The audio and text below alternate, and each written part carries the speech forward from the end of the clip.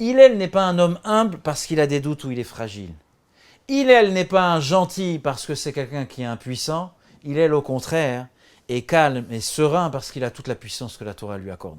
La capacité de voir le monde, pas uniforme, une seule couleur, mais de voir les multiples dimensions qui existent. Vous savez ce qu'Hillel a dit? Parce qu'Hillel les a accompagnés, ce qu'on oublie de raconter dans l'histoire des trois convertis, c'est qu'Hillel les a acceptés, mais il les a formés. Il les a pas laissés comme ça. À celui qui a dit j'accepte la Torah écrite et pas la Torah orale, il lui a pas dit sors dehors. T'es un mauvais garçon. C'est malhonnête de ta part. Il a compris que c'était un déficit d'information. Qu'est-ce qu'on va faire, Hillel? Il va lui dire viens mon fils, on va prendre l'alphabet en hébreu. C'est quoi l'alphabet en hébreu? Aleph, Bet, Gimel, ça c'était lundi. Mardi, il revient, l'apprenti converti, et Hillel lui dit Gimel, Bet, Aleph dans l'autre sens. Il lui dit mais Rav, vous m'avez dit dans l'autre sens. Il dit tu vois, si déjà pour l'ordre de l'alphabet, t'as besoin de te fier à moi, alors pour comprendre ce qui est dit dans le Chumash, il faut avoir la Torah orale.